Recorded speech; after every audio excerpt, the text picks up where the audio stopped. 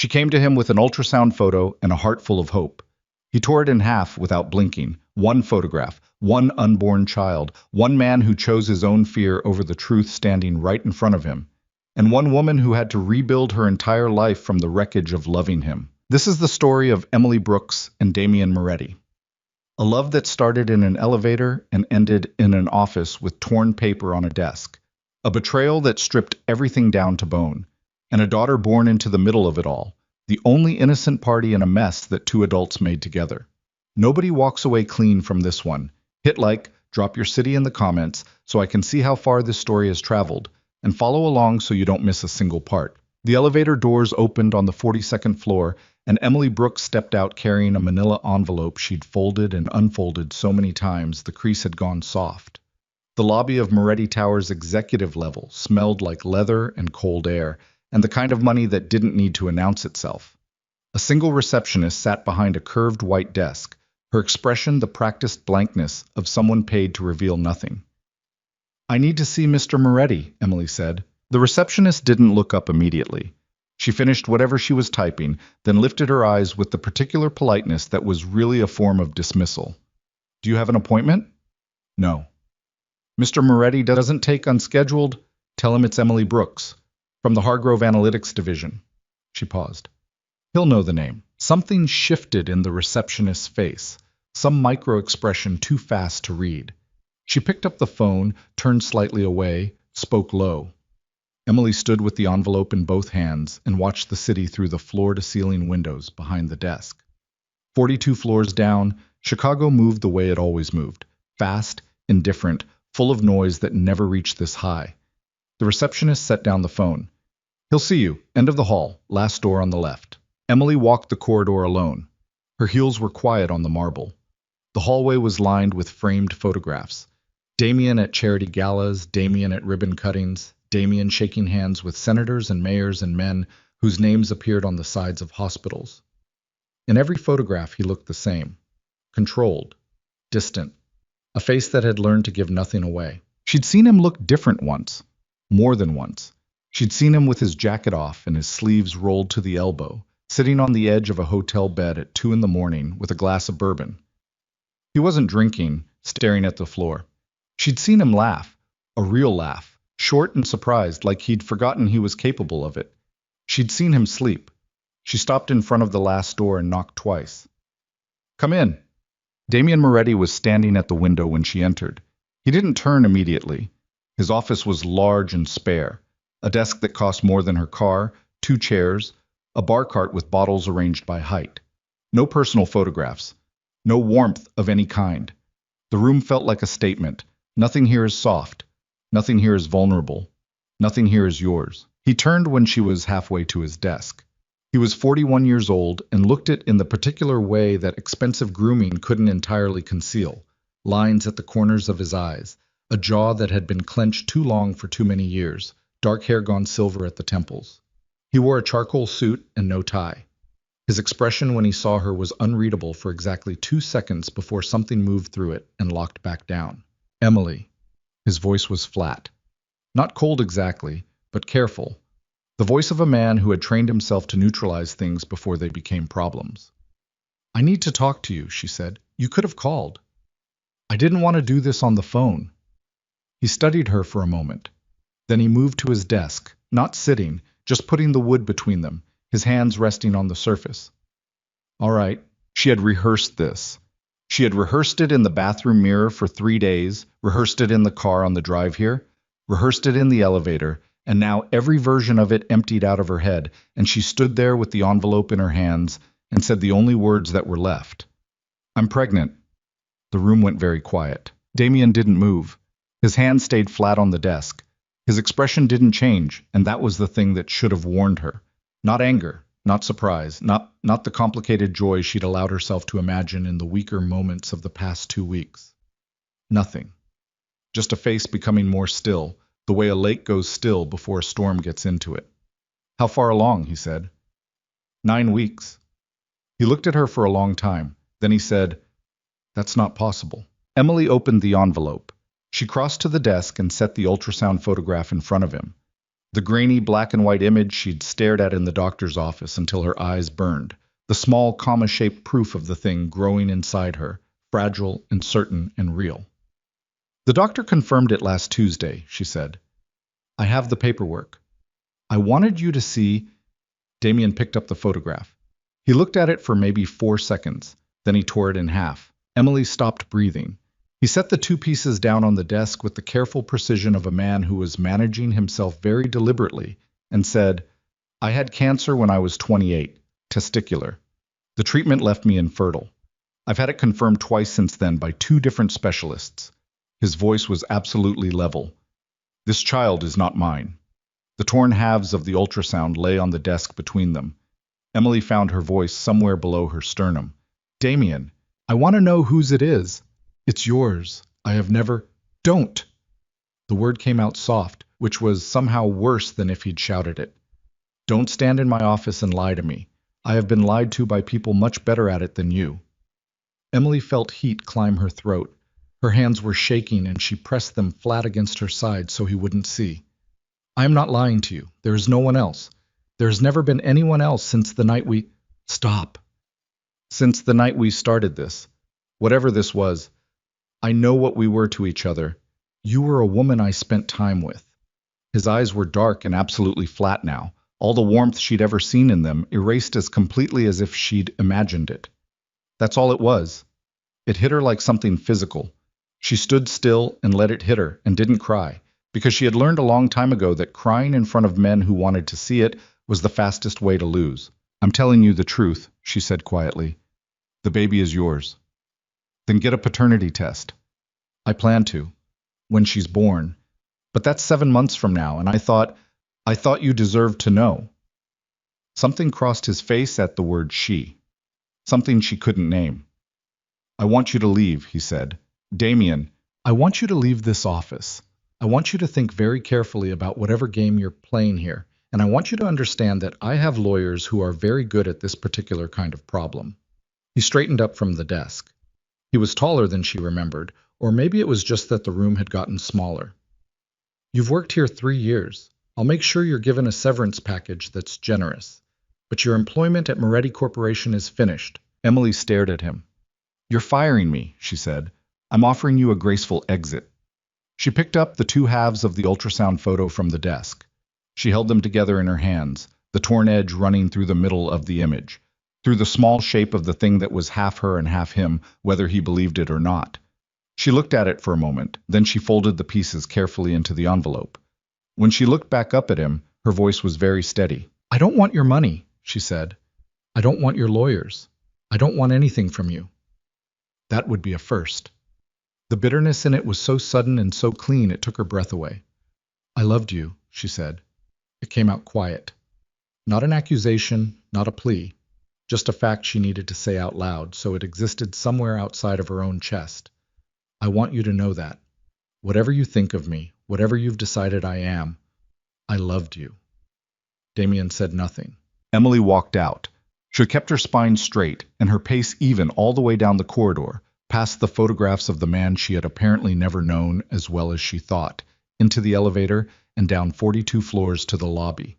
She pushed through the glass doors and out into the November air and stood on the sidewalk while the city moved around her. Then she let herself shake. 3 months earlier, the story had been entirely different. Emily Brooks had graduated from Northwestern at 26 with a degree in data analytics and a practical-minded determination to build something real. She was not the kind of woman who made romantic choices impulsively. She was careful, deliberate, the type who made spreadsheets when she was anxious, and kept her feelings close to the chest. She had grown up watching her mother make bad choices about men and had absorbed the lesson young. Love was something you chose with your head as much as your heart, and anyone who told you different was trying to sell you something. She had taken the position at Moretti Corporation's Hargrove Analytics division because the salary was competitive and the work was interesting. She had known, in the abstract way everyone in Chicago knew, that Damien Moretti was the man whose name was on the building. She had not expected to meet him. The first time was in the elevator. It was a Thursday evening in August, 7:45, and the building was mostly empty. She'd stayed late finishing a risk assessment report that her direct supervisor needed by morning, and when the elevator doors opened on the lobby level, she stepped in, still looking at her phone, and nearly walked into the broadest chest she'd encountered since college. "Sorry," she said, stepping back. "No." His voice was low. "My fault." She looked up. She recognized him immediately. The face from the photographs in the lobby, colder in person and more tired, a man carrying something heavy behind the eyes. He was in his shirt sleeves, jacket folded over one arm, and he looked like a person who had been sitting too long in a room with bad news. "Mr. Moretti," she said, "you work here?" "Hargrove Analytics. Emily Brooks." She hesitated, then added, because she was nervous and sometimes said too much when nervous, "I've been here 3 years and this is the first time I've seen you in the elevator." Something moved at the corner of his mouth. Not quite a smile. "I usually take the executive elevator." "Why didn't you tonight?" He looked at her like the question surprised him. It was occupied. They rode down to this parking garage in silence. When the doors opened, he stepped out first, then turned back. "Hargrove Analytics," he said. "What are you working on?" "Right now, third quarter risk assessment for the Lakeview development." "How does it look?" She considered lying, giving him the optimistic version that her supervisor preferred.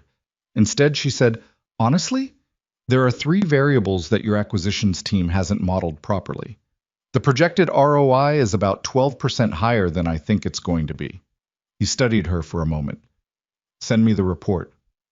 "My supervisor reviews all external communications. Send it to my email directly." He pulled a card from his jacket pocket, his personal card, not the corporate one. "Emily Brooks, Hargrove Analytics." "That's me." "I'll remember it." He walked away into the garage. Emily stood in the elevator with his card in her hand and told herself it was a professional interaction and nothing more. She sent the report. He responded within 20 minutes with 2 questions that proved he'd actually read it. She answered both. He wrote back, and that was how it started.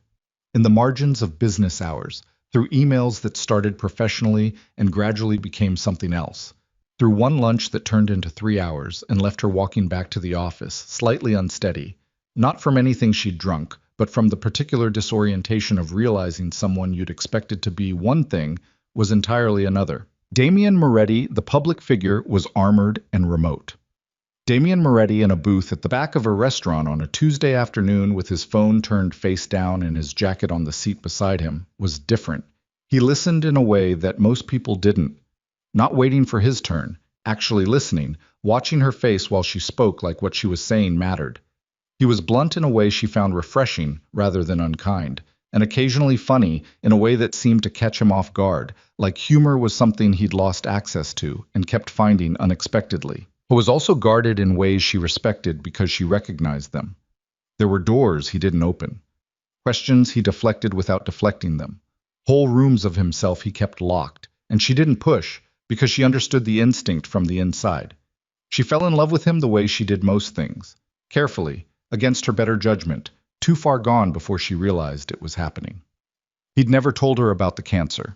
Not directly. She'd found the scar one night in October, 2 months after the elevator, when they were in a hotel room upstate and the light was low and she'd run her hand along the inside of his thigh and felt the thin line of raised skin and asked without thinking what it was from. He'd been very still for a moment. "Surgery," he said, "a long time ago." "What kind?" He'd looked at the ceiling for a moment, then at her. The kind that changes things. She hadn't pushed. She'd understood it was something that cost him to even say that much, and she'd let it go, filed it in the back of her mind, told herself it didn't matter. Whatever it was in the past. She'd understood later, after everything, that the scar was where the story actually lived. That the locked door she'd decided not to push on was the one behind which all of it was waiting. By November, when she took the pregnancy test at 5:30 in the morning in her apartment bathroom, hands steady because she was the kind of person who stayed steady when she couldn't afford not to, they had been seeing each other for almost 4 months. It was not a formal relationship. There had been no explicit conversation about exclusivity or futures, no meeting of friends or family. But it had been exclusive, on her end, without question. And it had been real. She was certain of that in the way she was certain of very few things. She sat on the cold tile floor with the test in her hand and looked at the 2 lines and thought, this is going to change everything. She was right. She just had no idea how. Now she stood on a Chicago sidewalk in November with a torn ultrasound in a manila envelope and a body that was 9 weeks into the business of making a person, and she allowed herself approximately 4 minutes of shaking before she straightened her spine and took stock. She was 29 years old. She was employed, for now, though apparently not for long. She had $6,000 in savings, a lease that ran through April, a mother in Rockford who would panic, and a best friend named Cassie who would not. She was healthy. The baby was healthy. She had a doctor and an appointment next week, and a body that had been doing this complicated work completely without her permission or assistance for 9 weeks already. She could do this. She would do this. She had not come to Damien Moretti for rescue.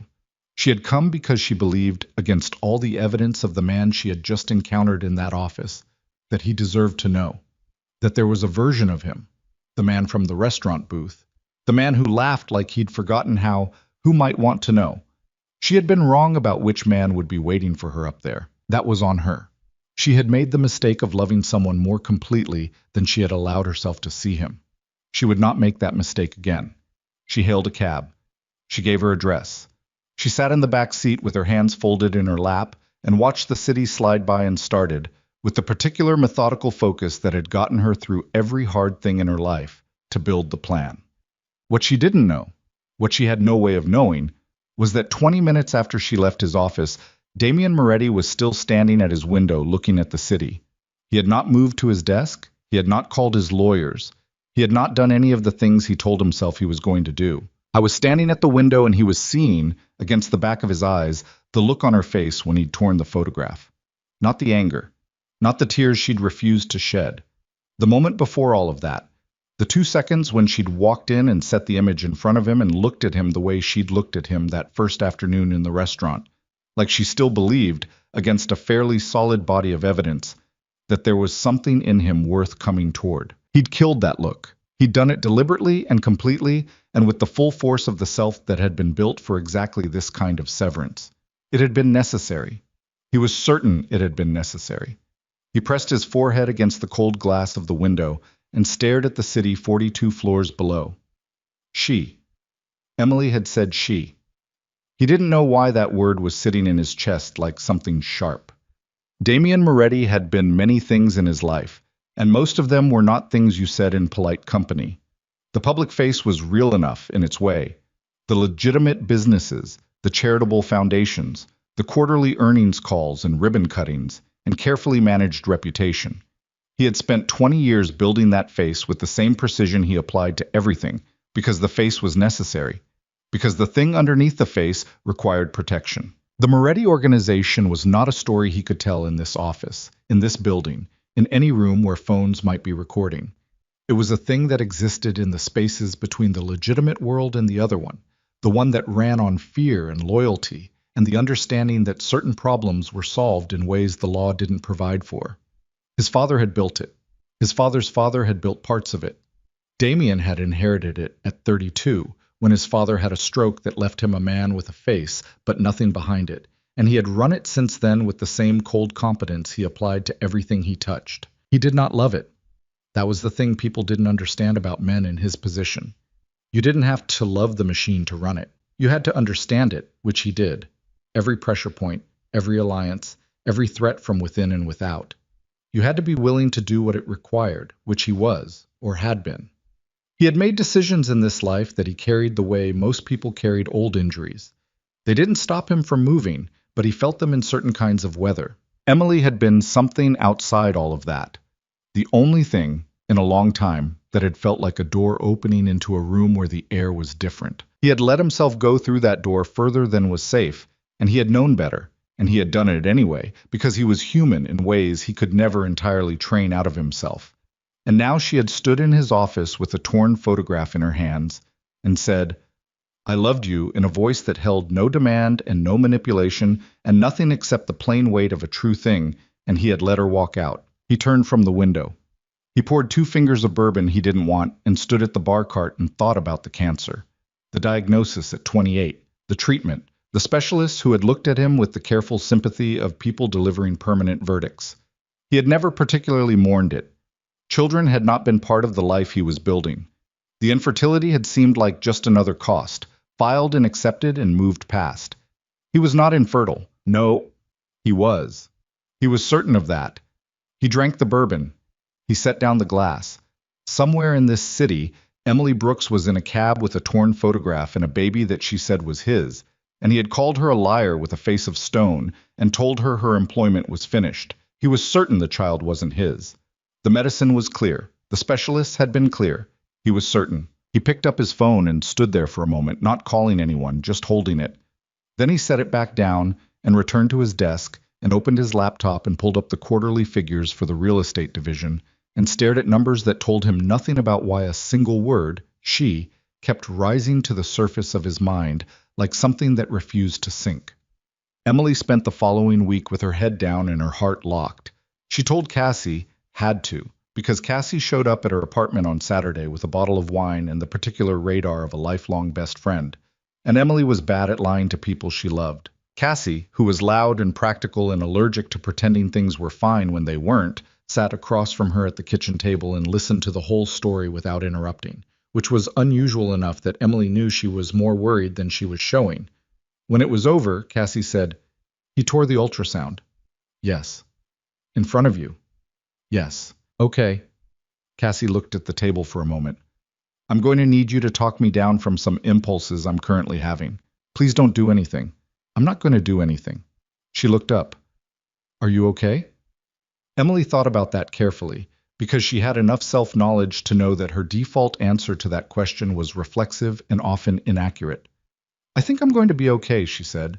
"I'm not okay right now, but I will be." Cassie reached across the table and took her hand and held it without saying anything, which was the right thing to do and which Emily had always valued about her. "What's the plan?" Cassie asked after a while. "Transfer departments? I put in the request yesterday. There's an opening in the research division on the 22nd floor, different building entrance, different elevator bank. I won't see him." "You're going to stay at the company?" "I need the health insurance. I need the salary. I can't afford to quit, Cassie." She said it plainly, without self-pity, because it was just the math. "Once I'm on medical leave, the benefits carry me through the delivery. After that, I have 3 months. I'll figure out the rest when I get there." Cassie nodded slowly. "And if he comes after you legally?" "He said he had lawyers, but he also thinks the baby isn't his. If he genuinely believes that, there's no legal angle for him to come at me from. He can't claim paternity, he denies." She paused. "When Sophia's born, I'll do the test. At that point, whatever he wants to do with that information is his choice." Cassie went still. Sophia. Emily realized what she'd said. She hadn't meant to say it. The name had surfaced on its own, as names did sometimes when you'd been thinking them quietly for days without acknowledging you were thinking them. "Sophia Grace," Emily said. "I think." Cassie looked at her for a long moment, then squeezed her hand hard. "Sophia Grace Brooks," she said. "That's a hell of a name." Emily smiled for the first time in a week. It was small and slightly broken at the edges, but it was real. "Yeah," she said. "I think so too." The transfer came through 10 days later. Emily moved her desk on a Tuesday when the office was quiet, carried her own boxes because she didn't want to explain anything to anyone, and settled into her new workspace on the 22nd floor with the efficient purposefulness of a woman building a perimeter. She did not see Damien. She did not expect to. What she did not know, and would not know for months, was that he was asking about her. Not directly. Damien Moretti never did anything directly that he could do through layers. But his assistant had quietly confirmed her transfer. Her personnel file had been accessed from the executive level within 48 hours of her visit.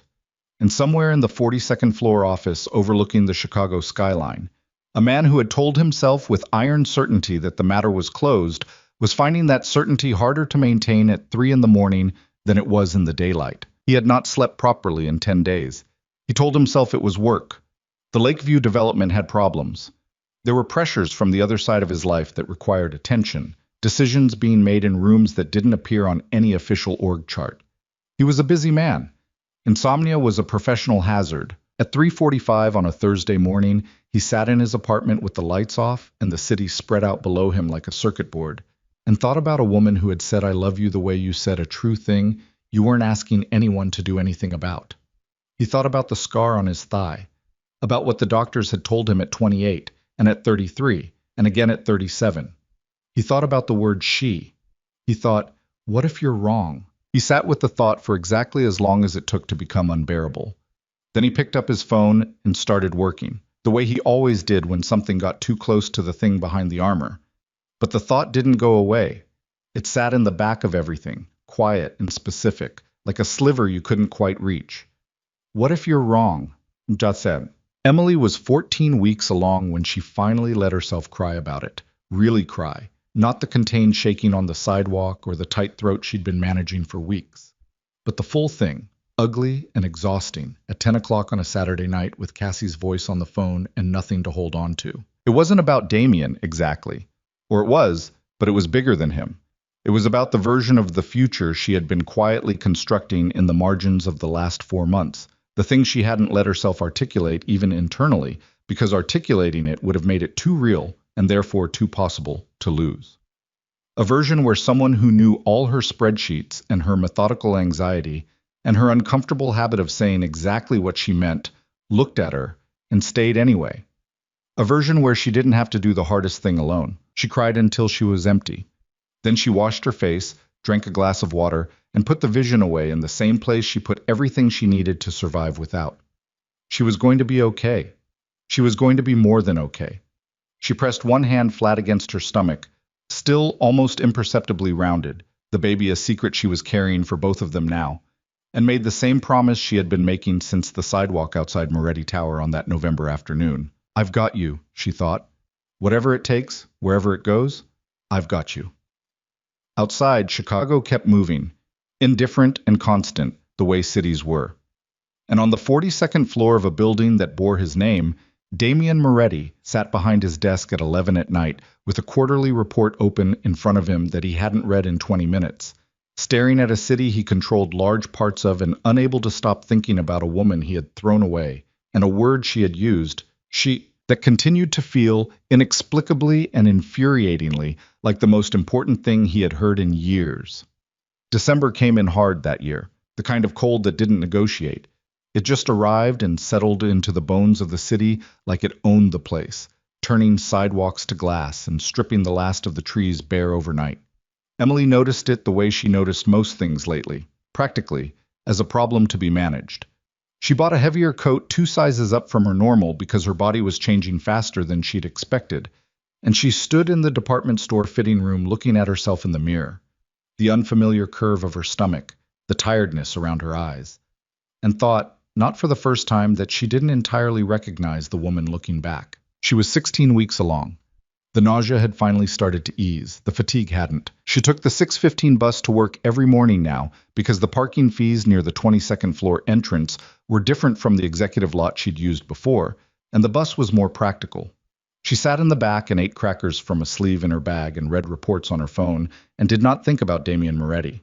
She had gotten very good at that particular discipline, the way you got good at anything you practiced relentlessly. She gave the thought exactly no space.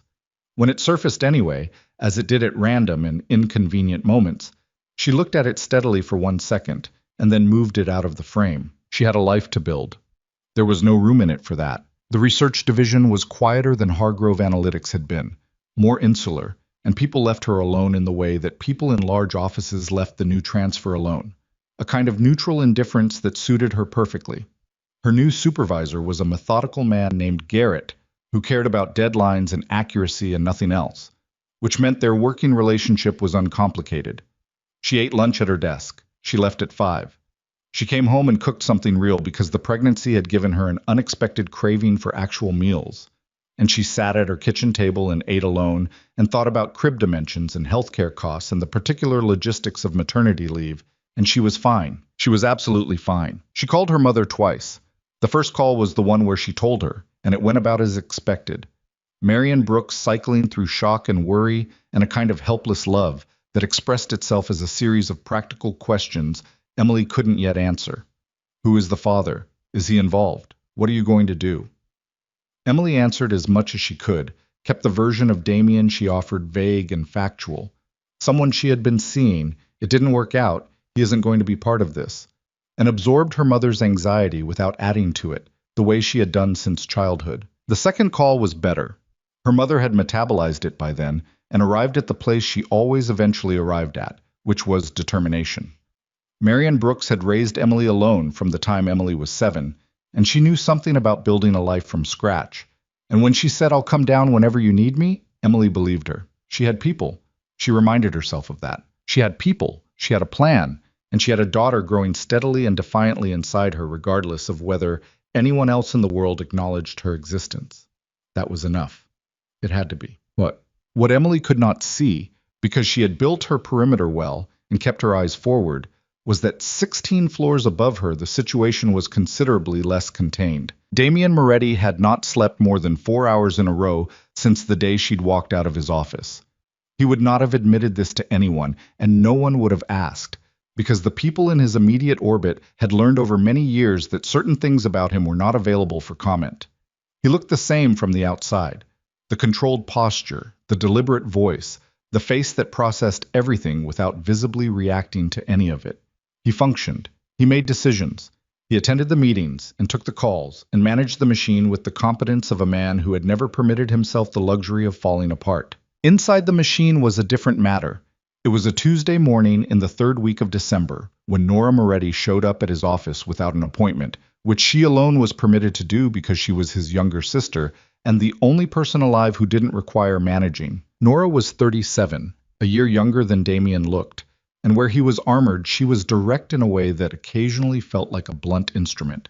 She worked in the legitimate side of the family interests, the charitable foundation their mother had established before she died, and she navigated the gap between that world and the other one with the pragmatic compartmentalization of someone who had grown up understanding exactly what the family was. She walked in without knocking, dropped into the chair across from his desk, and looked at him. "You look terrible," she said. "Good morning, Nora." "I'm serious. When did you last sleep?" "I sleep." "You look like a man who lies down and stares at the ceiling for 6 hours and calls it sleeping."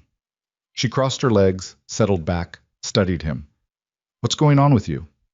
"I'm busy. Quarter close." "It's always quarter close with you." She watched him the way she'd always watched him.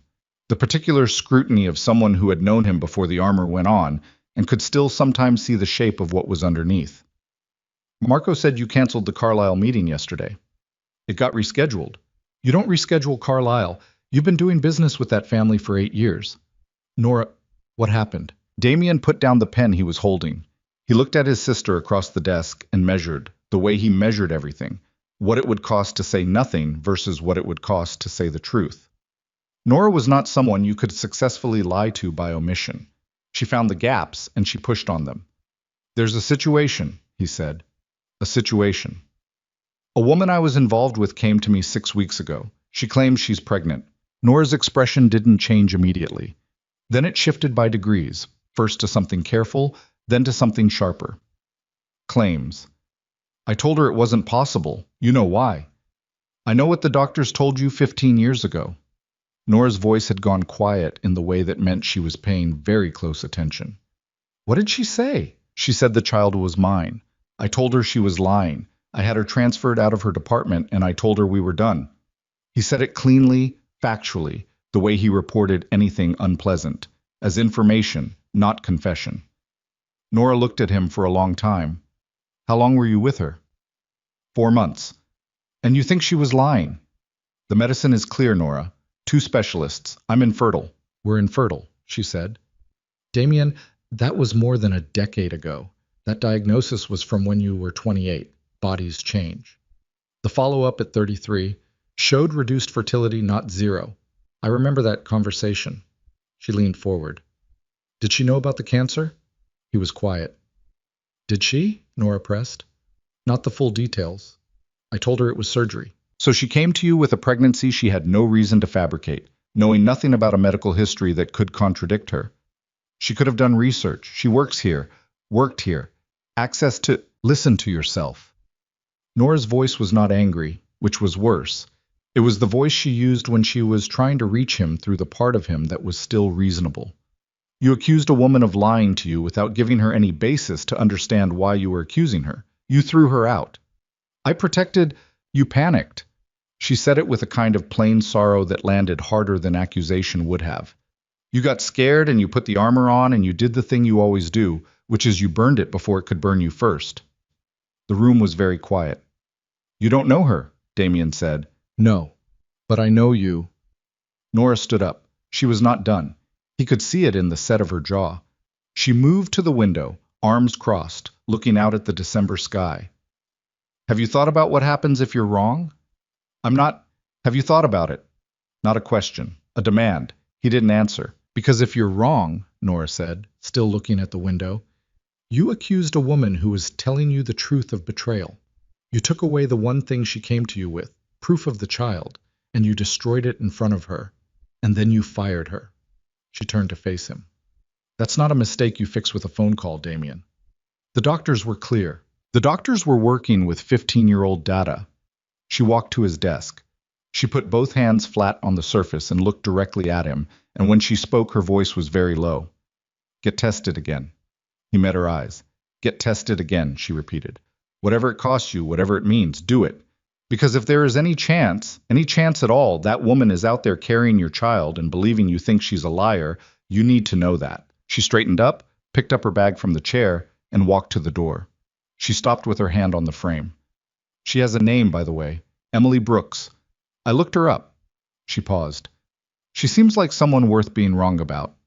Then she was gone. Achem. Damien sat at his desk for a very long time after the door closed. He did not pick up his phone. He did not open his laptop. He sat with his hands flat on the desk and his eyes on the window, and he thought about the things Nora had said the way you thought about a wound you'd been ignoring, with the particular dread of someone who suspected the examination was going to confirm what you'd been working hard not to know. Bodies change. I was 41 years old. He had been carrying the infertility as a settled fact for 13 years, a door that was closed, a thing that had been filed and accepted and moved past. He had never questioned it because questioning it would have required wanting something behind that door, and wanting things he couldn't control was not a luxury he had ever permitted himself. He picked up his phone. He called a number that didn't appear in his contacts under any identifiable name. A private physician who handled the medical needs of him and several people in his organization with complete discretion. A man who asked no questions and kept no records that could be subpoenaed. I need to see you, Damien said when the call connected. This week. I have Thursday at 7, before clinic hours. Thursday's fine.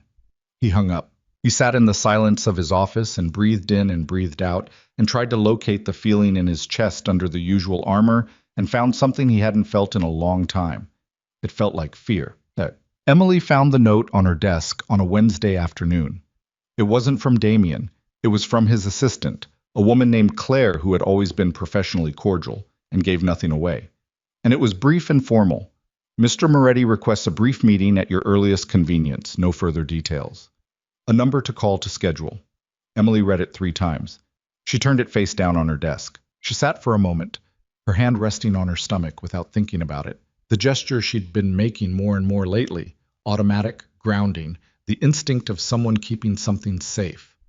Then she turned the note face up again and read it one more time. She picked up her phone. She called Cassie. He wants a meeting, she said when Cassie answered. Silence on the other end. Then, okay. His assistant left me a note.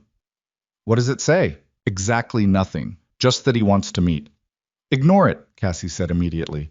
I'm thinking about it. Emily, I know. She pressed her fingers against her forehead. I know. But what if it's about the position? What if he's using HR as he tore up your ultrasound picture? I know what he did. I need you to sit with that for a second before you go anywhere near him. Emily sat with it. She sat with it thoroughly, which meant she sat with the fullness of it, the look on his face when he picked up the photograph, the flatness in his voice when he said that's not possible, the horrible precision with which he had torn it, not crumpled, not thrown, but torn with the deliberate economy of a man eliminating a problem. I'm not going, she said. Good. I'm going to respond through HR and tell him any communications need to go through the formal channels. Even better. A beat. How are you feeling? Tired. She leaned back in her chair. Across the office, her coworkers moved through their afternoon routines. Oblivious, ordinary. The baby's moving, Cassie's voice softened. Yeah? Yeah? Started 2 days ago. It's not much yet, just a flutter, but it's there. That's real, Em. Yeah. Emily stared at the ceiling for a moment. That's very real. She sent the HR response through official channels that evening. She did not receive a reply.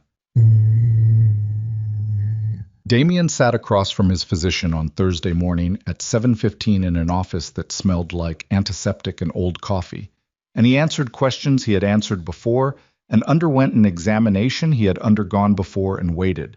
The preliminary results came back within the hour. He sat in the chair beside the physician's desk, while the man across from him spoke in the measured, careful language of someone who understood that the words he was arranging would have consequences he couldn't fully predict. The 2010 assessment found near total azoospermia, the physician said. Very low sperm count, severely impaired motility. At the time, conception would have been functionally impossible. He paused. These results are different. Damien heard his own heartbeat. The treatment you received in 2009 caused significant damage, but in a small percentage of cases, around 5 to 10%, the body partially compensates over time. Spermatogenesis can recover partially in the years following treatment. Not fully, but partially. Another pause. Your count is still well below normal range. Motility is impaired, but conception, under the right circumstances, would not be impossible. The word impossible sat in the air between them. How long? Damien said. His voice was completely flat. How long could this have been the case? Based on what I'm seeing, the recovery likely began somewhere in the mid-2010s. Possibly earlier. The physician met his eyes. You may have been capable of conception for as long as 5 to 7 years without knowing it. The room did not move. Damien was aware of his hands on the arms of the chair, the pressure of his grip, the cold of the leather. He was aware of the antiseptic smell and the early morning gray of the light through the window and the sound of traffic beginning to build outside. I was aware of a manila envelope being placed on a desk, an image in black and white, hands, steady, careful, deliberate hands, tearing it in half. Is there anything else you need from me? The physician asked. Damien stood up. He buttoned his jacket. He stood there for a moment with nothing on his face that gave anything away, which was the only way he knew how to stand. No, he said. Thank you. He walked out into the December morning. The cold hit him like a wall, and he stood on the sidewalk outside the medical building and breathed. In, out, slow, deliberate, and looked at the street in front of him without seeing it. He had been capable of conception for 5 to 7 years. Emily Brooks was 20 weeks pregnant with a child she said was his. And he had stood in his office and looked at the evidence of that child's existence and torn it in half and told her she was lying and taken away her job and told her the only thing she was to him was a woman he had spent some time with. He stood on the sidewalk. The cold was significant and he barely felt it. There was a thing happening inside his chest that he did not have adequate language for because he had spent 20 years building a self that did not require language for feelings. A self that processed and assessed and acted without the messy interior noise of regret or shame. He had built that self on purpose, stone by stone, because the life he had lived required it. The stones were not working. He pulled out his phone. He stood on the sidewalk in December with his thumb over the screen and thought about calling her directly. He had her number still, had never deleted it. The particular cowardice of a man who couldn't bring himself to perform the last clean severance. And then he thought about what she would hear when the call connected, and he knew, with the cold clarity that was one of the few things he trusted about himself, that a phone call was not something she owed him and not something she should have to manage. He put the phone away. He needed to think. He needed, for possibly the first time in his adult life, to figure out how to do something that all his particular skills and competencies had not prepared him for at all. He needed to figure out how to face what he had done. The call came to Cassie's phone at 9:45 that night. Cassie was sitting with Emily on Emily's couch, both of them in their pajamas, watching something on television that neither of them was really watching, Emily with her feet up and her hands folded over the firm curve of her stomach. Cassie looked at her screen. It's a number I don't know. Don't answer it. Cassie answered it. Emily watched her face. The expression that moved across Cassie's face in the first 5 seconds of the call was complicated, surprise, then something harder, then the particular compression of someone deciding very carefully how to be. She doesn't want to speak to you, Cassie said into the phone. Her voice was flat. I'm going to say that clearly, so there's no confusion. A pause. No, I heard you. Another pause, longer. Whatever was coming through the phone was making Cassie's jaw tighten. That's not my call to make. And right now, tonight, the answer is still no. She hung up. Emily looked at her. That was him, Cassie said. Emily already knew. What did he say? Cassie turned to face her fully. Her expression was the expression of a woman trying to give accurate information while managing several strong feelings about that information. He says he had new testing done. He says he has results that he needs you to see. She paused. He says he thinks he made a mistake. The television played quietly in the background. Emily's hands were still on her stomach. The baby was still, not moving. She thought about a desk, a photograph, two clean halves. He thinks, Emily said. That's what he said. The room was quiet for a long time. Emily, Cassie started. Don't, Emily said. Her voice was not angry. It was something flatter than anger and more final. Don't tell me to think about it tonight. I know what you're going to say, and you're probably right, and I am not capable of this tonight.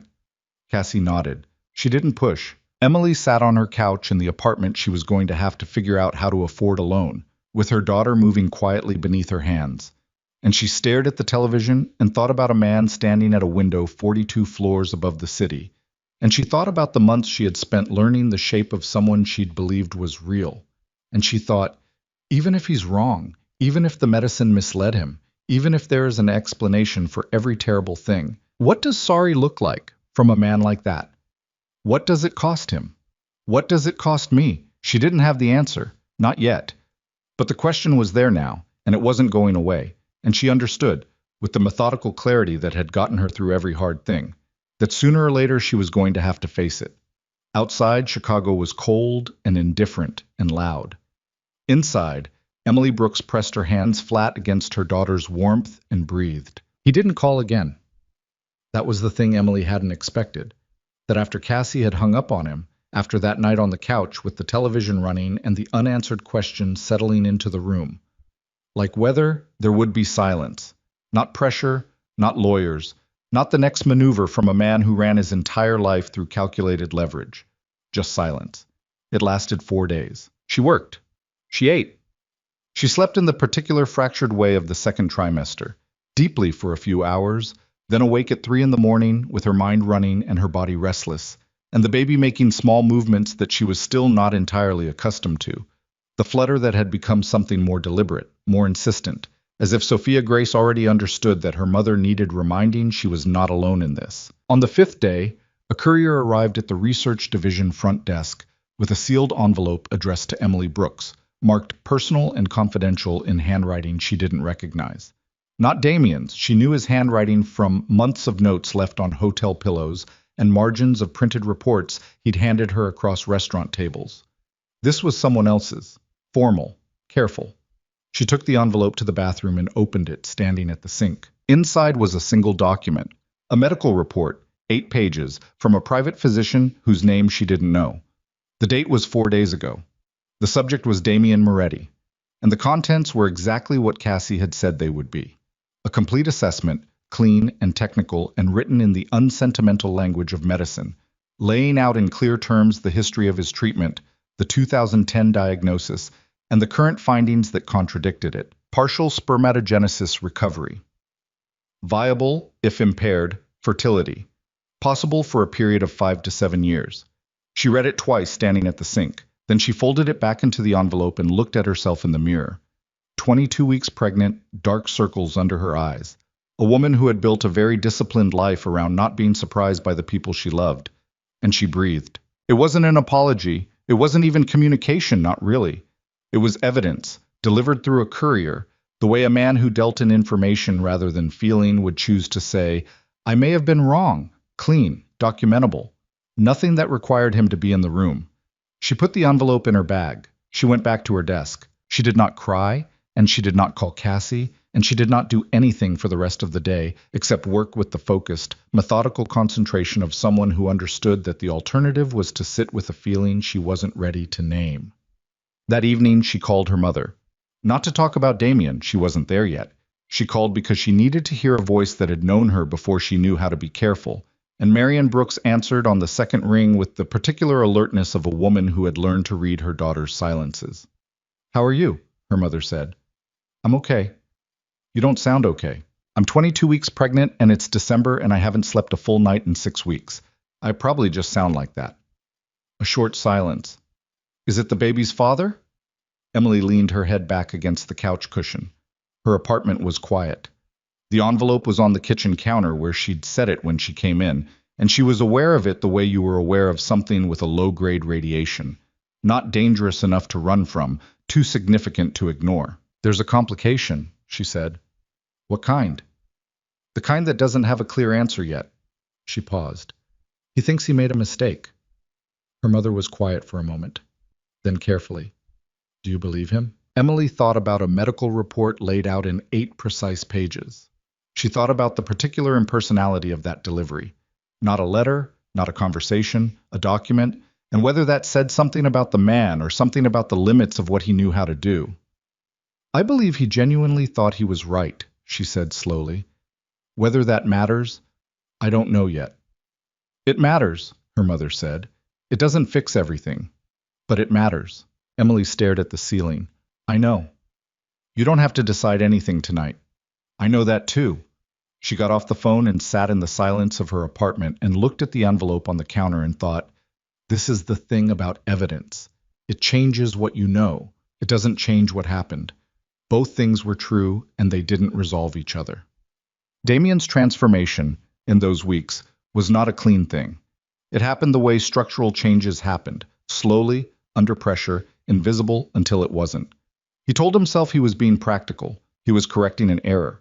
He was doing what any rational man did when presented with new information that overturned a previous assumption. He revised. But it wasn't rational. He knew that.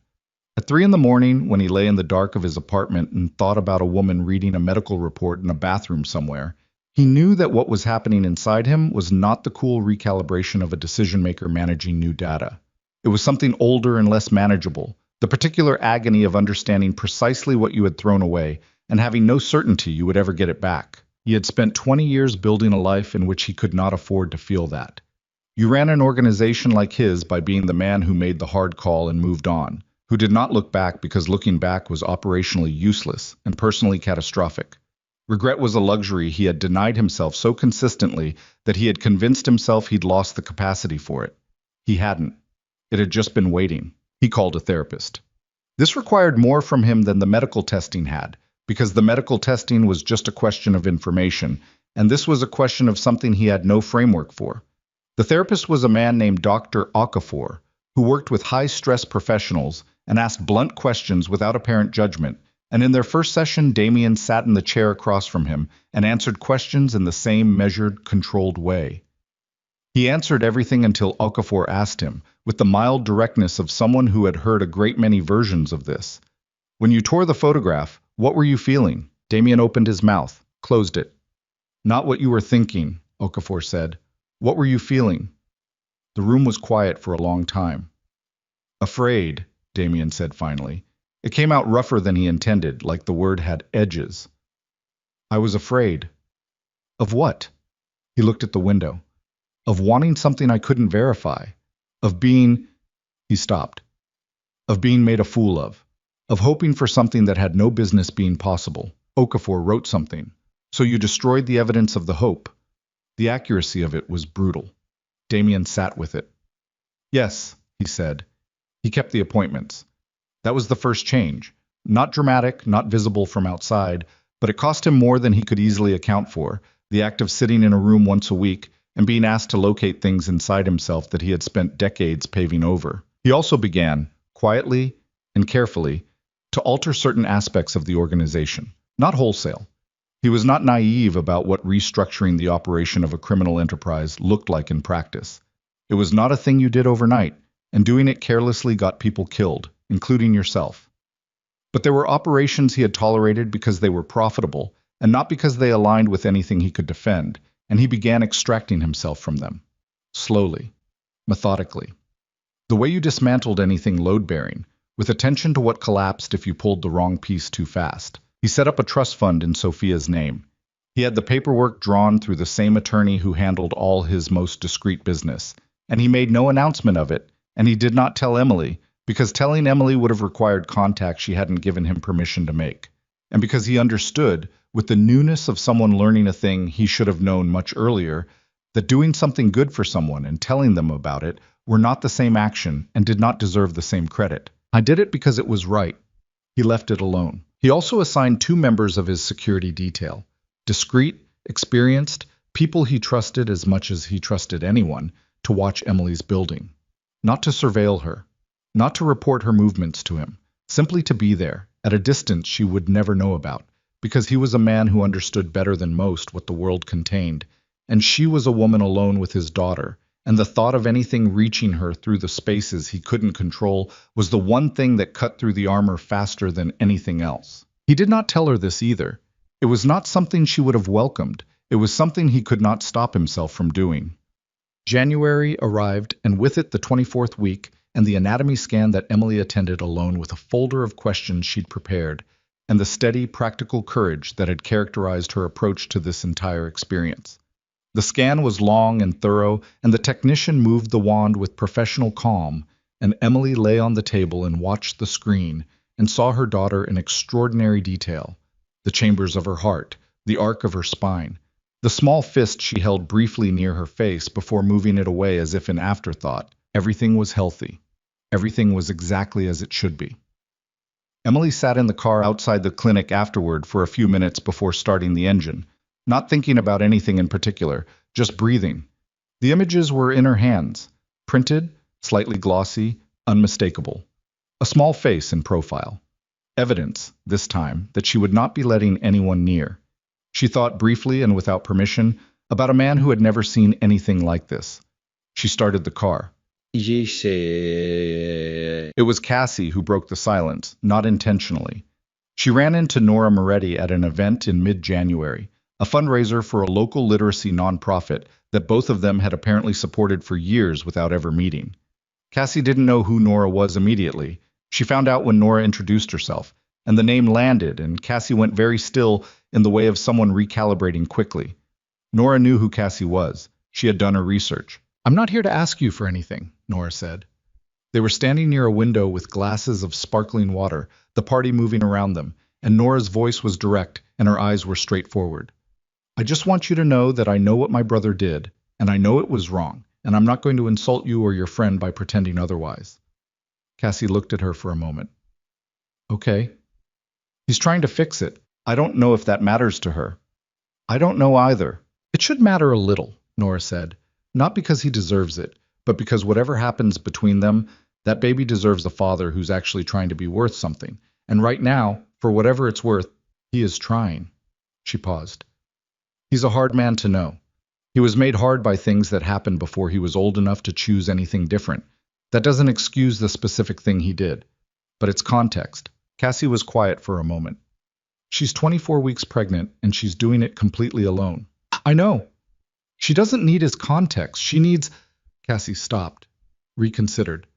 "I don't know what she needs. That's her business." "Yes," Nora said. "It is." They stood in silence for a beat. "He set up a trust fund," Nora said, "for the baby. He didn't tell Emily. He's not going to tell her." She looked down at her glass. "I thought you should know. Not to change anything, just to know." Cassie told Emily the next morning. Emily was standing in her kitchen making coffee when her phone rang, and she listened to Cassie's account of the encounter and stood very still with the coffee scoop in her hand. And when Cassie finished, Emily didn't say anything for a long moment. "A trust fund," she said, "apparently. That he set up without telling me." "Yes." Emily set down the scoop. She looked out the kitchen window at the January gray of Chicago morning, at the bare branches and the colorless sky, and the street below where her life was moving without drama, in the particular unglamorous way that lives actually moved. "That doesn't fix anything," she said. "No. It doesn't undo the photograph." "I know." A long pause. "But it's—" Emily stopped. She tried again. "It's real. It's a thing he did that nobody told him to do and that he didn't tell anyone about." She pressed her fingers against her forehead. "I don't know what to do with that." "You don't have to do anything with it right now." "I know." Her voice was tight in the way it got when she was holding something carefully. I know. She got off the phone. She stood in her kitchen and thought about a man who had torn a photograph in half and was now, in the wordless and imperfect and deeply insufficient way available to him, trying to account for it. She thought, this is not resolution. This is not forgiveness. This is not anywhere near either of those things. But she also thought, he didn't have to do that. The distinction was small and important, and she wasn't ready to know yet what it meant. The twist came on a Thursday. Not from Damien. Not from anything she could have anticipated or planned around, because the particular cruelty of real complications was that they arrived through angles you weren't watching. It came from HR. Emily was called into a meeting at 2 in the afternoon on a Thursday in the third week of January by a senior HR director named Patricia Voss, who had the pleasant, careful demeanor of a person whose job required delivering difficult things in neutral tones. The meeting was in a small conference room on the 22nd floor, and when Emily arrived, Patricia was already there with a folder and a glass of water and the particular stillness of someone who had prepared. Thank you for coming in, Emily. Please sit down. Emily sat. She was 30 weeks now, her body unmistakably pregnant. The fact of it no longer something she could keep quiet or contained, and she felt it in rooms like this the way you felt any vulnerability, as something that couldn't be covered. I want to be straightforward with you, Patricia said. We've received a formal complaint through our legal division regarding your transfer to research. The complaint raises concerns about a potential conflict of interest, given your prior personal relationship with a member of executive leadership. Emily went very still. The complaint, Patricia continued, comes from an outside legal firm, not from anyone within the company directly. She paused. However, given the circumstances, and given the nature of the concerns raised, we are required to conduct a review. Who filed it? Emily said. Her voice was calm. She was not calm. I'm not at liberty to... It wasn't Damien Moretti, Emily said. Not a question. Because she knew it wasn't. Not because she trusted him. Not yet. But because the thing she'd read in the medical report and the thing Cassie had told her about the trust fund did not belong to the same person who would file a legal complaint through an outside firm to pressure her out of a job she needed for her health insurance. Someone else had done this. Patricia's silence confirmed it more than any answer would have. There are people close to Mr. Moretti, Emily said carefully, watching Patricia's face, who would prefer this situation to disappear quietly. Emily, I can't comment on... I'm not asking you to confirm anything. She pressed her hands flat on the table. 25 weeks pregnant, sitting in a conference room, being handed the information that someone in Damien Moretti's orbit had decided she was a liability worth removing. I'm asking you to tell me what the review involves and how long it takes, Patricia told her. 2 weeks. Standard process. During which time Emily would be placed on paid administrative leave. Emily listened to all of it. She asked the procedural questions she needed to ask. She thanked Patricia for her directness. She stood up, picked up her bag, and walked out of the conference room. In the elevator, alone, going down, she let herself understand the full shape of what had just happened. It wasn't Damien. She believed that. But Damien existed inside a world that had its own logic and its own threat assessments. And she, a pregnant woman carrying the air of the man who ran that world, was a variable that someone in that world had decided needed to be managed.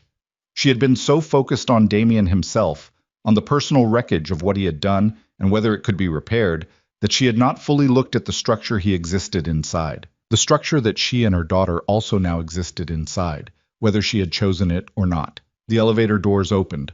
She walked through the lobby and out into the January cold and stood on the sidewalk and felt the wind come off the lake with its particular brutality and thought, this is not just about what he did in that office. This is about what his life is. And she was in it now. Her daughter was in it. The photograph had been torn in half and taped back together. And the trust fund existed in a lawyer's file somewhere, and it didn't matter, and none of the small private gestures mattered. If the world that man inhabited could reach into her workplace and threaten her livelihood with a phone call to an outside legal firm. She pulled out her phone. She stood on the sidewalk. She called Damien's number. It rang twice. He picked up on the third ring and said her name, Emily. With a quality in his voice she had not heard from him before, something stripped, something without the usual careful architecture. And she said, before he could say anything else, someone in your organization just had me put on administrative leave. Silence. I need you to understand something, she said. Her voice was very even. I am not going to fight you. I am not going to fight your lawyers or whoever made that call. But I need you to know that whatever you are, whatever your life is, I am not going to let it reach my daughter. Do you understand me?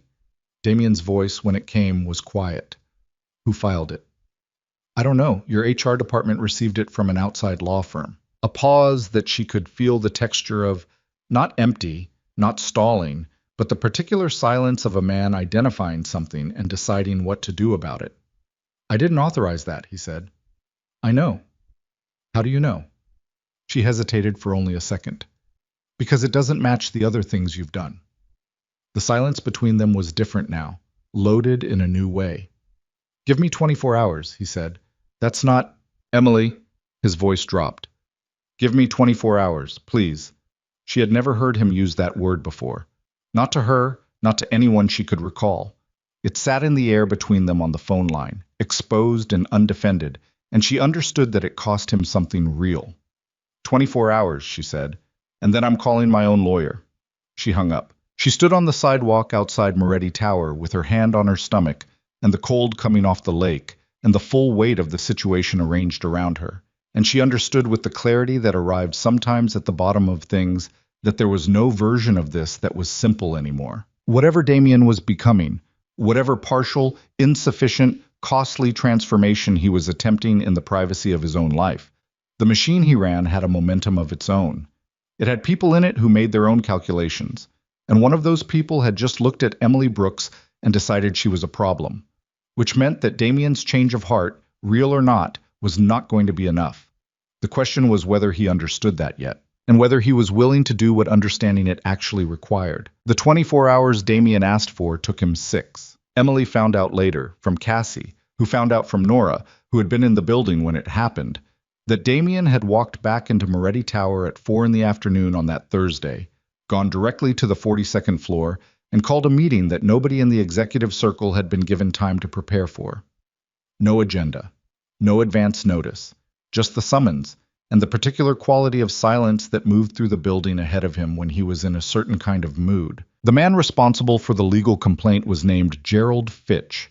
He was 63 years old, had been with the organization for 19 years, and occupied a position in the legal division that was technically legitimate and actually something more complicated. He had handled sensitive matters for the Moretti operation for nearly 2 decades, the kind of sensitive matters that required a man who understood that loyalty to the organization sometimes meant acting before being asked. He had looked at Emily Brooks and made a calculation. Pregnant woman, personal connection to leadership, potential liability, no protection from above, since Damien had apparently severed the relationship himself. He had made the call to the outside firm as a preemptive measure, clean, deniable, efficient, the kind of thing he had done before and been quietly thanked for. He had not accounted for the fact that the calculation had changed. Emily didn't witness what happened in that conference room. She had only the outline of it secondhand, raised voices, a conversation that lasted 40 minutes, a resignation that was offered and accepted with a finality that left no ambiguity. Gerald Fitch left the building that Thursday evening with a box of his personal items and an understanding of certain consequences that didn't need to be spelled out, because men in his position had always understood them without spelling. The administrative leave review was withdrawn by Friday morning. Emily received the formal notification at 9:15. She read it standing in her kitchen in her pajamas with her coffee going cold on the counter and her phone in both hands, and she sat down at the kitchen table and stayed there for a while. He had done it in 6 hours. She called Cassie. Cassie already knew. How do you feel? Cassie asked. Emily thought about it. Like, I don't know what to do with any of this. That tracks. It doesn't fix, I know. It's just one thing. It's not nothing. She sat with that. Wasn't nothing. A man had moved against her, and Damien had removed him with the same decisive force he applied to everything, and he had not told her he was going to do it, and he had not told her after, and she had found out through the secondary channel of 2 women comparing notes at arm's length, which meant he was still not pushing, still not demanding she acknowledge anything, still operating at the edges of her perimeter rather than against it. That was not the behavior of a man running a play. That was the behavior of a man who understood he had no right to expect anything and was doing what he could within that constraint. She set her phone on the table. She pressed both palms flat against the surface and breathed. Outside the window, January Chicago was white and cold and indifferent, and inside Emily Brooks was a woman at 31 weeks pregnant, trying to figure out how to hold two true things at the same time. That what Damien had done to her in that office was real and unforgivable, and had cost her in ways she was still calculating, and that the man who had done it was not entirely the same man who was operating now. Both things were true. She didn't know yet what they added up to. February came. 32 weeks, 33. The baby growing fast now, the weight of it redistributing Emily's entire center of gravity so that she moved differently, thought differently, slept on her side with a pillow between her knees, and woke at 4 in the morning to the sensation of Sophia shifting position with the slow deliberateness of someone rearranging herself in a space that was getting crowded. Emily worked. She came back from leave and settled back into research and did her job with the same focused competence she brought to everything. Her supervisor Garrett noticed nothing, asked nothing, which was exactly what she needed from him. She took the bus. She ate lunch at her desk. She left at 5. She did not contact Damien. He did not contact her. But there was a shift in the silence, subtle as a change in barometric pressure, the kind you felt in your joints before the weather turned. She felt it sometimes in the elevator, in the lobby, in the moments between things when her mind had room to move. He was there, not in presence but in weight. The way significant unresolved things were there. The medical report she'd refolded so many times the paper had gone soft at the creases. The trust fund she'd confirmed through her own lawyer, quietly, without Damien knowing she'd confirmed it, that existed in his daughter's name with a number in it that had taken her breath briefly away. She was building toward something. She didn't know its shape yet. The confrontation, when it finally came, did not announce itself. It was a Tuesday evening in the second week of February, 34 weeks, and Emily was leaving the building at 5:15 when the town car pulled up to the curb. She recognized it. The same model, the same plates as the one she'd ridden in with Damien 4 months ago, to a dinner on the north side that had lasted until 11 and ended with them standing on a dark sidewalk in the October cold, not wanting to be the one to say goodnight first. The window came down. Damien was in the back seat. He looked at her without saying anything for a moment, and she stood on the sidewalk and looked back at him, and neither of them spoke, and the city moved around them completely indifferent to whatever this was. He looked different, not dramatically. He was not a man whose surfaces showed things easily, but there was something around his eyes that hadn't been there before, a kind of wearing that was different from exhaustion, like a wall that was still standing but had taken weather. "I'm not going to ask you to get in," he said. He stopped. Something crossed his face. "I need to say something to you. You can walk away after. That's your right." Emily stood on the sidewalk. "Say it," she said. He held her eyes. "I was wrong about all of it. Not just the medicine, the way I said it, the things I called you, the photograph." His voice was completely stripped of the architecture she had spent 4 months learning to read beneath. "I have thought about your face when I tore that photograph every day since December, and I don't have a language for what that cost me to understand about myself." A beat. "I'm not telling you this because I expect anything from you. I know I don't have the right to expect anything." Emily's hands were at her sides. Her heart was doing something complicated. "What do you want, Damien?" "I want to know my daughter." He said it quietly. "I want the chance to be someone worth knowing her. I understand if you decide that's not possible." He looked at her, directly, without the deflection she remembered from earlier in their history, without the managed distance. "I just needed you to hear me say it directly. Not through lawyers, not through couriers. Me, to you." The wind came off the lake. Emily felt it in her hair and against her face, and she stood in it and thought about a man in an office with a photograph in his hands. She thought about 6 hours and a resignation that didn't need to be explained. She thought about a trust fund and a medical report and a word, "Please," that had cost something real to say. She thought about Sophia Grace, who was going to come into the world in 6 weeks, and who deserved every fighting chance at a complete life. "You'll need to keep working with the therapist," she said. Something moved through his face. "Already am," he said. "And the organization? I'm restructuring. It takes time. I won't lie to you about how long." He looked at her steadily. "But I'm done with the parts I don't need to be in, permanently." She studied him. The man she had fallen in love with in restaurant booths and hotel rooms, and the margins of business hours. She could see him still, underneath everything, changed, worn, carrying new weight. But there. I'm not ready, she said. I know. I'm not telling you no. I'm telling you I'm not ready. He nodded. That's enough. She turned and walked to the bus stop without looking back. And she did not know if he watched her go, and she did not allow herself to turn around to find out, because she was still building the thing she needed to be, and some doors you opened slowly or not at all. The call came at 2:47 in the morning on the 14th of March, 38 weeks. Emily had been awake already. She had been awake most of the night, the discomfort too layered to sleep through, the baby heavy and low and pressing on things that made rest theoretical. She was sitting on the edge of her bed in the dark when the first contraction arrived, and it was different from the Braxton Hicks she'd been having for weeks. Different in quality, in authority, in the unmistakable message that this was no longer practice. She sat with it, breathed through it, timed the next one. 8 minutes. She called Cassie first. Cassie answered on the second ring, already sounding awake, as if she'd been waiting. Is it time? I think so. I'm in the car in 10 minutes. Don't you dare try to drive yourself. I wasn't going to. You absolutely were going to. Emily almost laughed. The next contraction hit at 6 minutes, and she gripped the edge of the mattress and breathed through it with her eyes closed and her jaw set, riding the wave of it the way she rode everything. Not by fighting, but by locating the still point in the center and holding on to it until it passed. She got dressed. She packed the bag she'd had ready for 3 weeks. She moved through her apartment in the dark, methodical and calm on the surface, and something else entirely underneath, because this was happening now, and all the planning in the world became abstract when the actual thing arrived in its full physical reality. She was going to meet her daughter. The thought hit her in the kitchen doorway, and she stopped and stood there and let it land completely. Not a concept, not a future.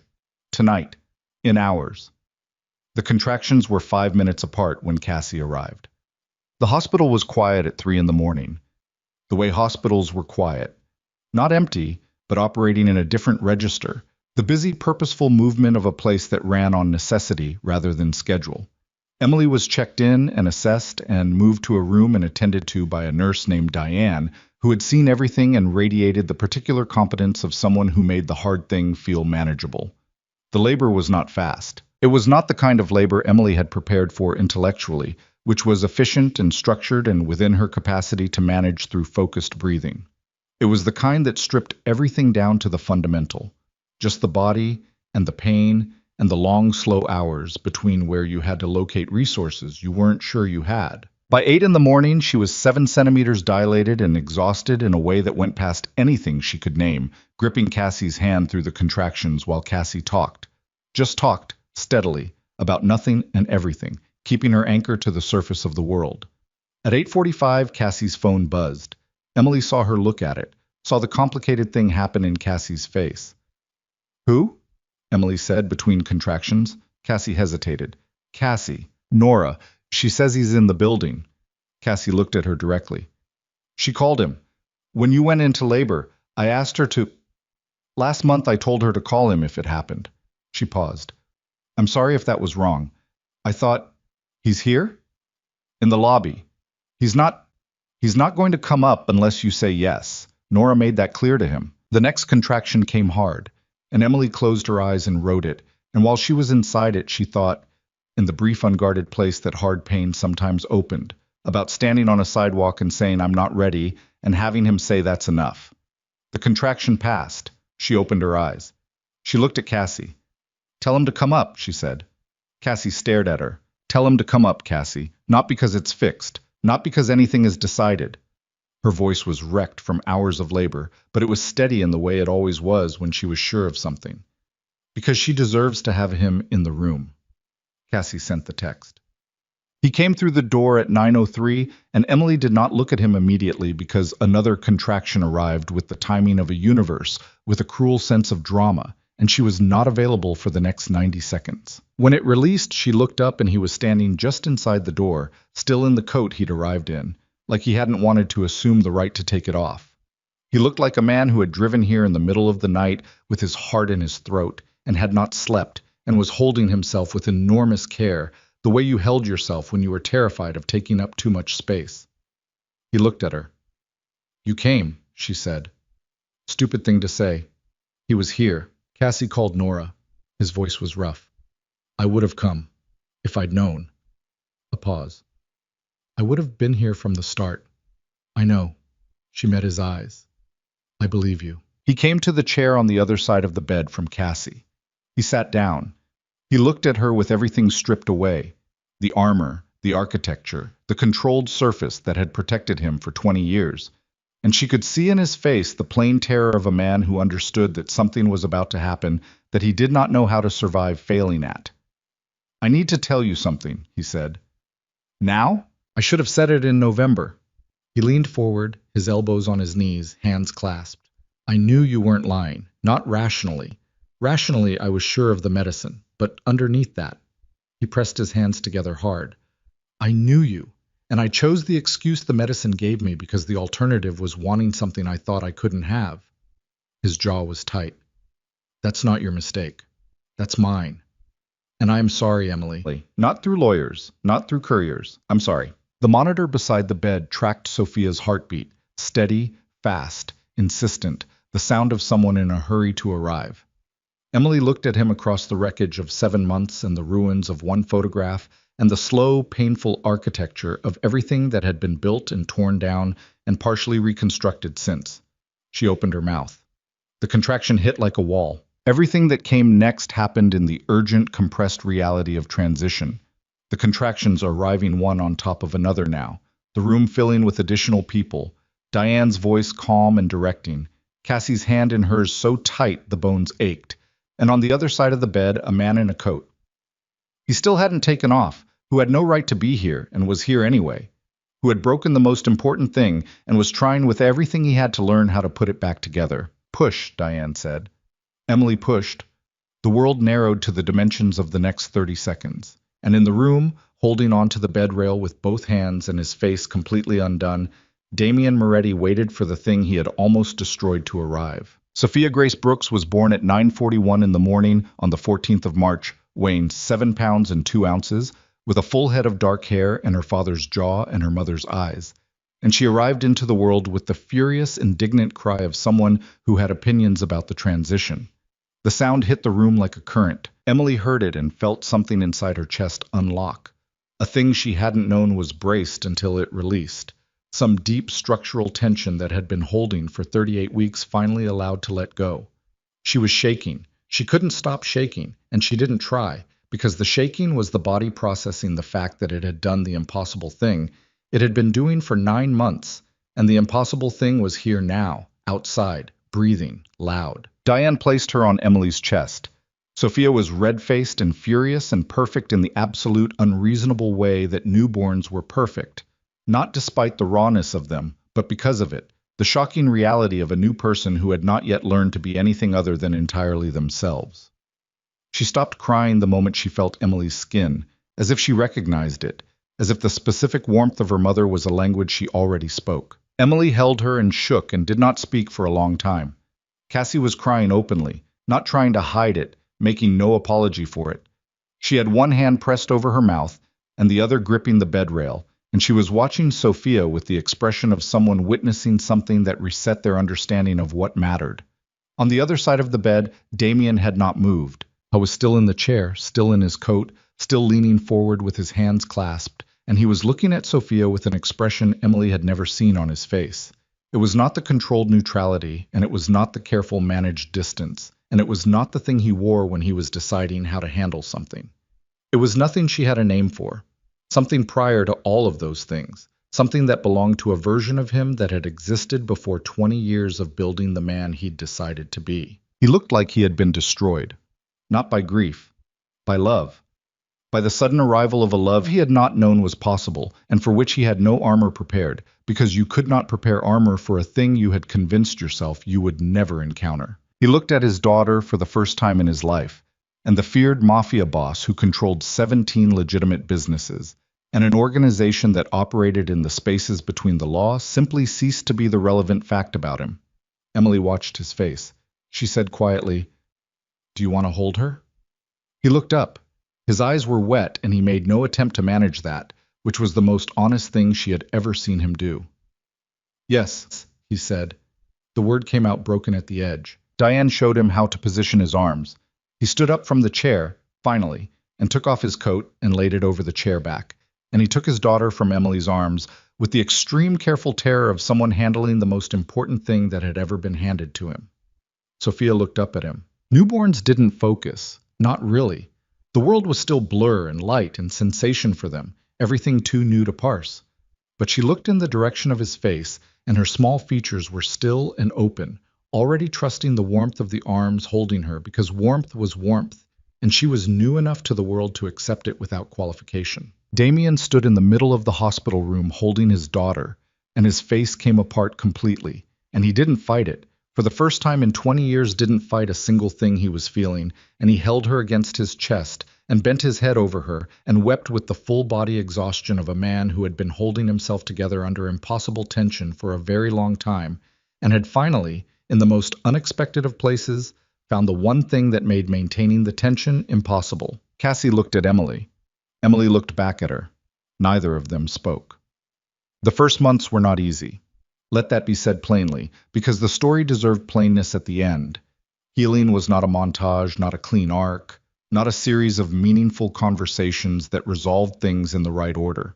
It was slow and non-linear and frequently uncomfortable and required from both of them things that did not come naturally. Emily went home 4 days after the birth with Sophia in a car seat and Cassie driving and enough practical anxiety about the next 24 hours to fill a notebook. Her apartment had been reorganized 3 times during the pregnancy. The second bedroom converted, the logistics assembled, the spreadsheets completed. She was prepared. She was also completely unprepared because preparation was not the same as experience, and experience with a newborn was its own category of education. Damien did not come to the apartment immediately. He understood, without being told, that the space after the hospital was hers to define. He sent things, practical things, not showy, a car service available whenever she needed it, a meal delivery for the first 2 weeks that arrived without note or signature, as if from no one in particular. Cassie figured it out within 4 days and told Emily, who sat with it for a while and then let it be. He called on the 5th day. Not to push toward anything. To ask, simply, if he could come to meet Sophia, properly. Without the hospital circumstances and without the weight of everything else in the room. Emily said yes. He came on a Saturday morning with nothing in his hands, no gifts, no gestures, and he sat on her couch and held Sophia for an hour, while Emily watched from the kitchen doorway with a cup of coffee she barely drank. He talked to the baby in a low voice that Emily could hear but not make out, and Sophia slept against his chest with the complete unconscious trust of someone who had not yet learned that trust needed to be earned, and Damien held her like a man who understood he was holding something he had almost forfeited through his own failure and was determined, at whatever cost, not to fail again. He stayed 2 hours.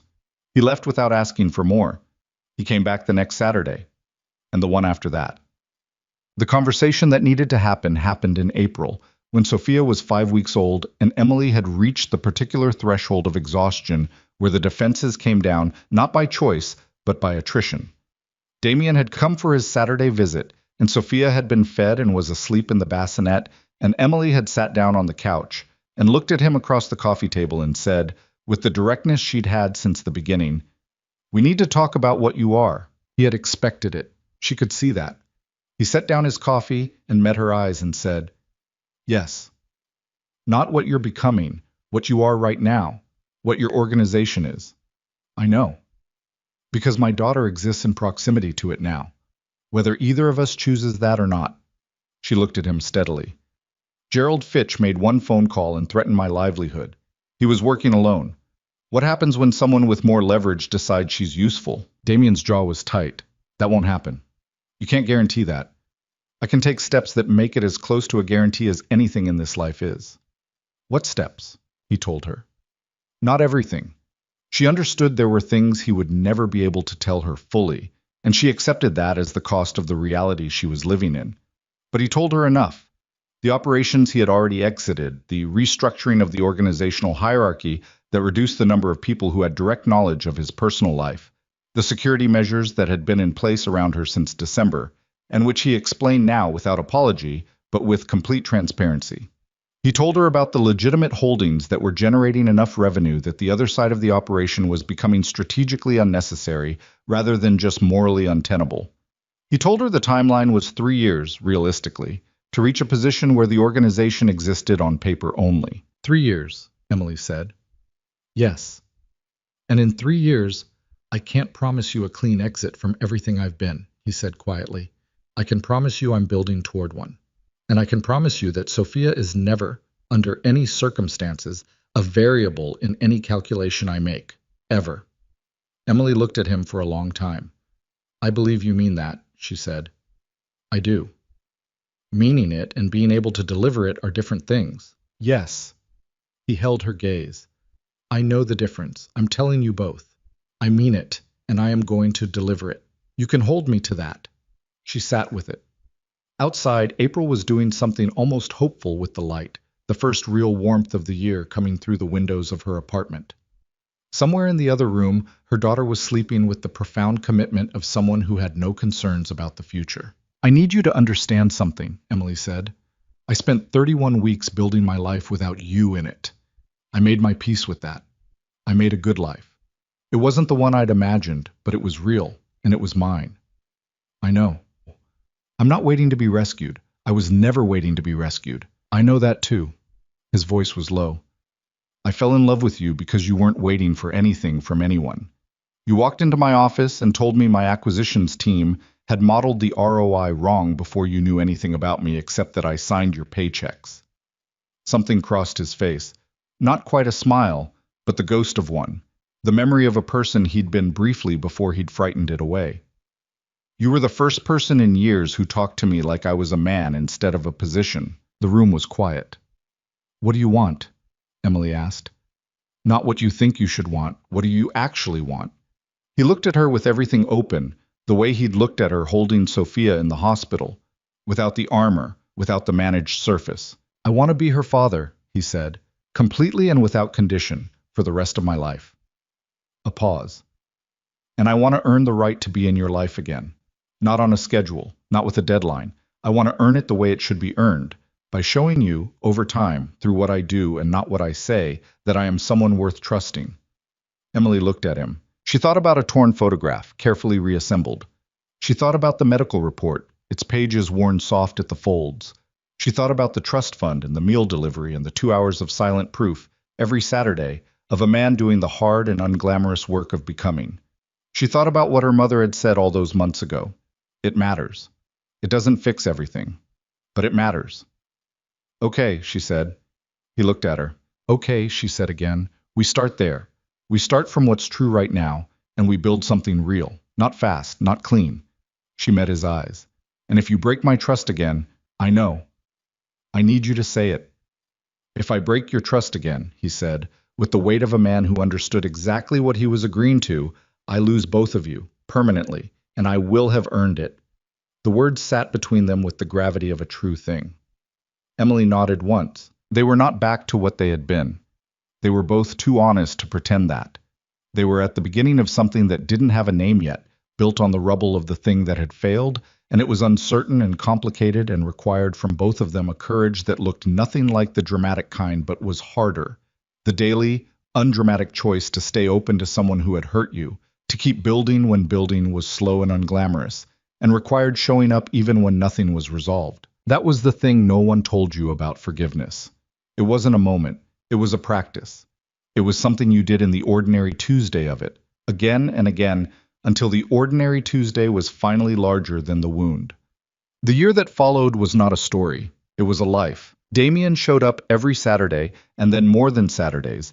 He was there for the small things, the undramatic things, the 2 in the morning things that were the actual substance of parenthood. He learned the particular pitch of Sophia's different cries. He learned which position settled her and which songs made her stop fussing and which faces made her laugh. The sudden shocked laugh of a baby encountering delight for the first time, the sound of it restructuring whatever it touched. I was not a natural. He had no model for this. His own father had been a presence defined by power and distance, a man whose love was demonstrated through provision rather than presence. And Damien had internalized that template so completely he had assumed for years that it was the only one.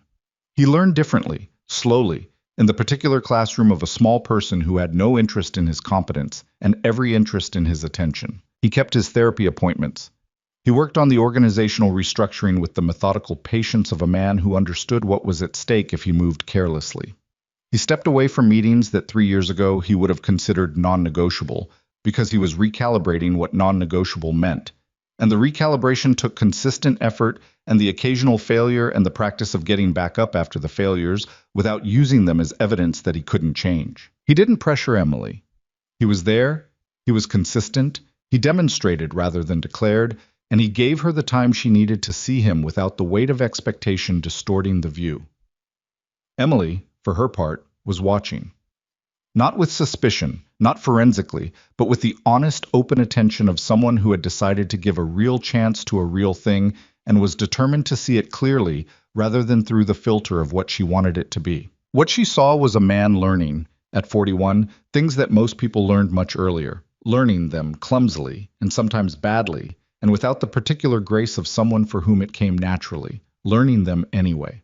The stubbornness of it moved her.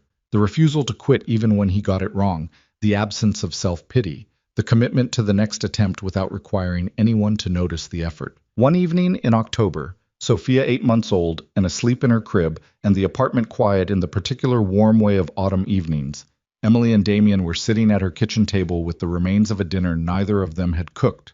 She had, actually, and he had done the dishes without being asked, which she had noted without mentioning. They were talking about something ordinary. She couldn't remember afterward exactly what it was. Something about Sophia's development, or about a book Emily was reading, or about nothing in particular. And she realized in the middle of a sentence that she was not performing ease. She was not managing her comfort level, or monitoring her own reactions, or conducting the quiet ongoing risk assessment that had characterized every interaction with him for the better part of a year. She was just sitting at her kitchen table having a conversation with a man she loved. The realization was not dramatic. It arrived quietly, the way the most important things did, not with fanfare, but with the simple insistence of a true thing asserting itself. She loved him still. She had not stopped, not entirely, even through all of it, the photograph, the accusations, the long months of building a life without him in it. She had packed it away and built on top of it and told herself the building was the important thing, which it was. But underneath the building, the foundation had been there the whole time, stubborn and inconvenient and absolutely hers. She didn't say it that night. She wasn't ready to say it that night, and she had learned enough about the difference between feeling a thing and speaking it aloud to respect the gap. But she looked at him across the kitchen table and she let herself feel it without immediately managing it, and that was its own kind of beginning. They were married the following March, 11 days after Sophia's first birthday, in a ceremony that was small and private and attended only by the people who had been present for the actual story. Cassie, who cried again, openly and without apology.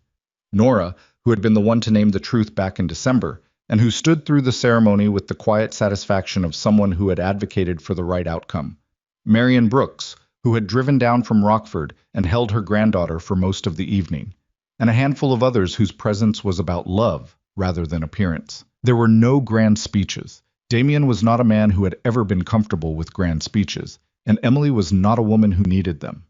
What they said to each other was simple and direct and between them, and the weight of it came not from the words themselves, but from everything the words had survived to reach. Sophia, in a white dress her grandmother had bought, and her father had thought was the most beautiful thing he had ever seen, was held through most of the ceremony by various adults who took turns because she was at an age that required significant engagement to remain cooperative. At one point she reached up and grabbed Damien's face with both hands in the imperious way she had developed, pulling his nose toward hers, and he laughed. The real laugh, short and surprised, the one that had always seemed to catch him off guard. And Emily saw it and thought, there it is. There's the man I found in a booth on a Tuesday afternoon. He made it through. They all made it through. There is a photograph on the wall of their home, in a simple black frame, hung in the hallway where you see it when you come through the front door. It is not a professional photograph. It is 2 pieces of paper, taped together at the center, with a thin white line running through the middle of the image. A grainy black and white ultrasound image, the small, comma-shaped figure of a child in the early weeks of existence, slightly blurred at the edges, the tape yellowed now with time. Visitors sometimes ask about it. It is an odd thing to hang, damaged, imperfect, clearly mended rather than replaced. Emily always answers the same way. She says, it's a reminder. If they ask what kind of reminder, she thinks about it for a moment, and then she says, the kind that tells you the cost of a mistake doesn't disappear when you fix the mistake. It lives in the repair. And you keep the repair visible, because forgetting the cost is how you repeat it. Damien, if he is in the room when she says it, says nothing. He doesn't need to. He has looked at that photograph more times than he could count, in more moods than he has language for, and it has become for him the one object in his life that he cannot look at without feeling the full weight of what he is. Not the man he was built to be by circumstance and violence, and the particular damages of his history, but the man he chose to become when choosing was the hardest available option. The photograph stays on the wall. The tape holds. The image is imperfect and whole. Sophia, at 3, likes to point at it when her father carries her past. She points and says, "That's me," with the confidence of someone who has always known exactly where she belongs. Damien holds her against his chest and looks at the image of her before she was Sophia, before she was a name or a face or a laugh, or the specific weight of her in his arms, and he says, "Yes, that's you." And then he says the other thing he always says, quietly, into her hair, "You almost didn't make it here." He doesn't mean her health.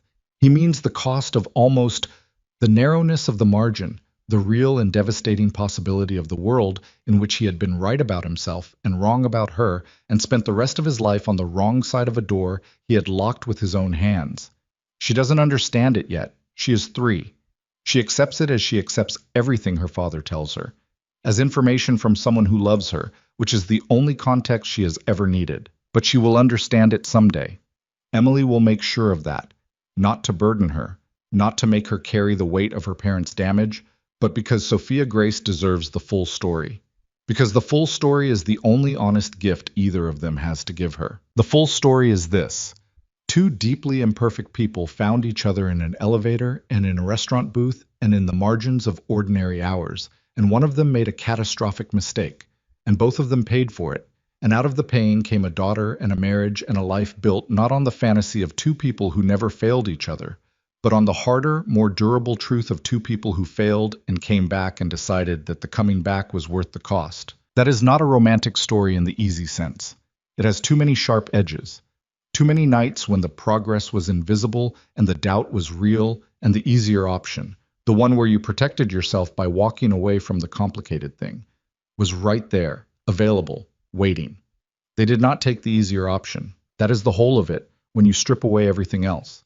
They did not take the easier option, again and again, in the small and unglamorous repetition of ordinary days, until the ordinary days were something they had built together and could not imagine having built any other way. Outside, the world continued to be exactly what it was, complicated and indifferent and full of people doing the best they could with what they had been given and the damage they had survived.